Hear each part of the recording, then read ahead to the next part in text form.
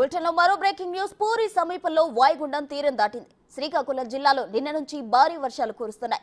జిల్లాలోని ప్రధాన నదులైన నాగవలి, వంశధార, మహేంద్ర తనయ నదుల్లో వరద నీరు పెరుగుతోంది. వరద నీరు వచ్చి చేరడంతో నాగవలి, వంశధార నదులు పొంగి ప్రవహిస్తున్నాయి. రిజర్వాయర్లలో నీటి మట్టాలు పెరుగుతున్నాయి. 24 గంటల నుంచి కురుస్తున్న భారీ వర్షాల కారణంగా జిల్లాలోని అన్ని పాఠశాలలకు జిల్లా కలెక్టర్ సెలవు ప్రకటించారు. తీర ప్రాంత ప్రజలు జిల్లా యంత్రాంగం అప్రమత్తం చేసింది. లోతట్టు ప్రాంతాల్లోని ప్రజలను సురక్షిత ప్రాంతాలకు తరలించారు. ఎలాంటి విపత్తునైనా ఎదుర్కొనేందుకు జిల్లా అధికారులు సిద్ధంగా ఉన్నారు. కలెక్టరేట్ లో టోల్ ఫ్రీ నెంబర్లు ఏర్పాటు చేశారు.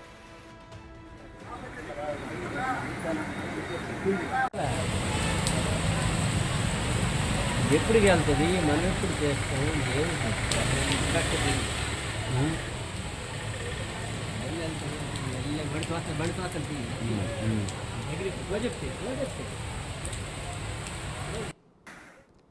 ఇక శ్రీకాకుళం జిల్లాలో నిన్నటి నుంచి భారీ వర్షాలు కురుస్తున్నాయి. దీనికి సంబంధించిన అప్డేట్స్ మా ప్రతినిధి రాము అందిస్తారు. రాము, చెప్పండి. అయితే జిల్లాలో ప్రధాన నదులైన నాగవలి, వంశధార, ఇంకా మహేంద్ర తనయ నదుల్లో వరద నీరు అయితే భారీగా పెరుగుతుంది. అధికారులు లోతట్టు ప్రాంత వాసులకు ఏ విధమైనటువంటి హెచ్చరికలు జారీ చేశారు? ఎటువంటి ఏర్పాట్లు చేస్తున్నారు వారి కోసం?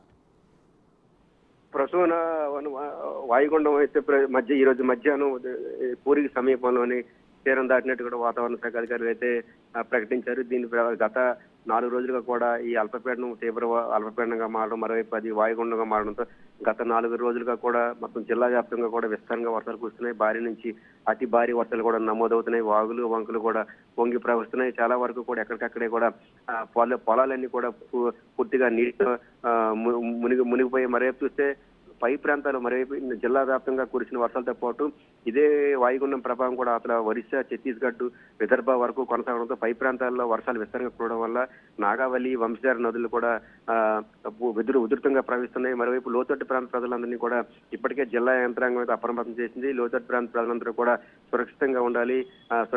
మరోవైపు ఏదైతే సముద్రంలో వాయుగుండం ప్రభావంతో సముద్రంలో కూడా అల్లకల్లంగా ఉంది. 45 నుంచి 50 కిలోమీటర్ల వేగంతో ఈదురుగాలు వేయడంతో మత్స్యకారులు ఎవరు కూడా మరొక 2 రోజుల పాటు ఎవరు సముద్రంలోకి వెళ్లొద్దని కూడా హెచ్చరికలు కూడా జారీ చేశారు.